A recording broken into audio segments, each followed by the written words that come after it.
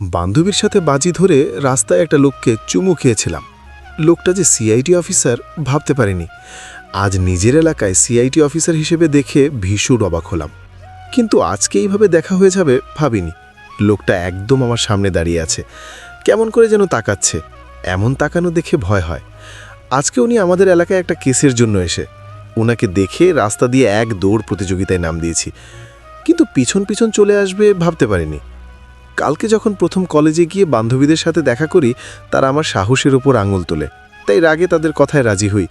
শর্ত ছিল গেটে প্রথম যে ঢুকবে তাকে চুমু খেতে হবে। আমিও নির্ভয়ে রাজি হয়ে গেলাম। সেদিন প্রথম গেট দিয়ে ঢুকে ইনি, মানে সিআইডি অফিসার জেইফিল হাসান। কিছু না বুঝেই ওনাকে এক চুমু দিয়ে বাড়ি চলে আসি। সেই দিন হঠাৎ করে ভাবনার মাঝে গম্ভীর ভারী কর্তৃত্বপূর্ণ স্বরে লোকটা বলে ওঠে, এই মেয়ে, দৌড়াচ্ছ কেন? আমি বাগনা ভাল্লুক। নাম কি তোমার? এদিকে এসো। লোকটার কথায় ভয়ে ভয়ে কাঁপা পায়ে এগিয়ে গেলাম। হাত পা ঠান্ডা হয়ে আসছে। নিচু স্বরে জবাব দিলাম, সেতু। বেশ সুন্দর নাম। এখন আর একটু কাছে এসে কালকে যেমন চুমু দিয়েছ তেমন একটা ফটাফট চুমু দাও তো দেখি। কি? লোকটার এমন কথায় ভড়কে যায় সেতু। কেঁদে দেবে ভাব। ফাঁকা রাস্তা, চারপাশে কেউ নেই। লোকটা এসব কি বলছে? তার মাঝেই আবারও ধমক দিয়ে ওঠে, কি হলো? কি? চুমু দাও। কি বলছেন? কি চুমু কেন দেব আপনাকে?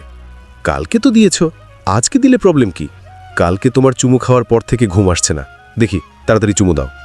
দেখুন ভালো হচ্ছে না, কিন্তু যেতে দিন আমাকে। ওকে, যাও, তবে তোমার কর্মকাণ্ড তোমার মাকে বলছি। লোকটার কথায় বাজ পড়ে সেতুর মাথায়। বলছে কি এই লোকটা? বাসায় জানলে তো তাকে মেরেই ফেলবে। ভয়ে গলা শুকিয়ে যায়। তাড়াতাড়ি করে লোকটাকে বলে ওঠে, প্লিজ এমন করবেন না, আমাকে আমরা মেরেই ফেলবে। তাহলে চুমু দাও। লোকটার সোজাসুজি কথায় সেতু অসহায় চোখে আশেপাশে তাকায়। কাউকে দেখতে না পেয়ে কালকের মতো একদম কাছে এগিয়ে আসে।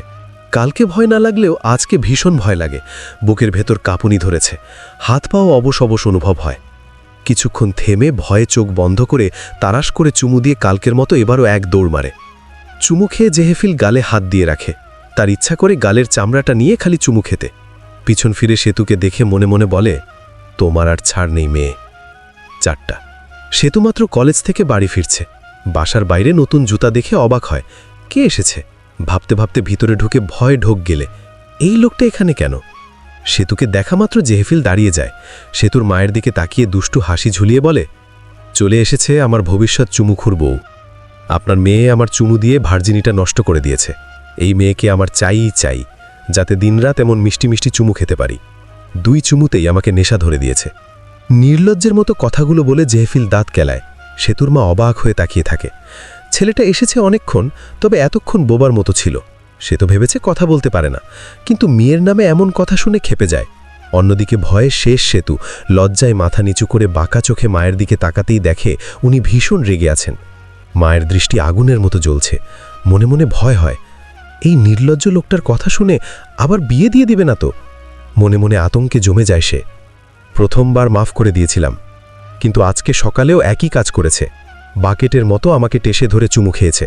2বার আমার ভার্জিনিটি নষ্ট করেছে। এখন এই মেয়েকে আমার চাই। কথাগুলো এমন গম্ভীর মুখে বলে জেহেফিল, যেন দেশের বড় কোনো ক্রাইম রিপোর্ট করছে। সেতুর মাথা ঝিমঝিম করে ওঠে। 2বার ভার্জিনিটি নষ্ট। মনে মনে হিসেব করতে থাকে, ভার্জিনিটি কি লাড্ডু? একবার খেলে শেষ, আবার নতুন বানায়? দেখুন আন্টি, আমি খুব সৎ মানুষ। আমার সম্মান নিয়ে খেলেছে আপনার মেয়ে। আমার পবিত্র গাল আর ঠোঁট এখন আর আগের মতো নিষ্পাপ নেই। আমার গালের পবিত্রতা নষ্ট করেছে, তাকে বিয়ে করেই ছাড়ব। কথাটা বলেই বুকের ওপর হাত রাখে, যেন বুকে তীব্র ব্যথা।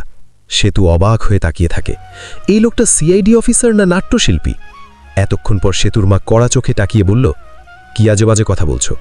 চুমু খেলে আবার কার ভার্জিনিটি নষ্ট হয়? আর আমার মেয়ে এমন না। জেহেফিল গম্ভীর মুখে উত্তর দেয়, আন্টি, এটা আধুনিক যুগ। এখন গালেরও ভার্জিনিটি থাকে। 2বার কিস মানে 2বার ইতিহাস সৃষ্টি। আর আপনার মেয়ে কেমন, এই যে দেখুন।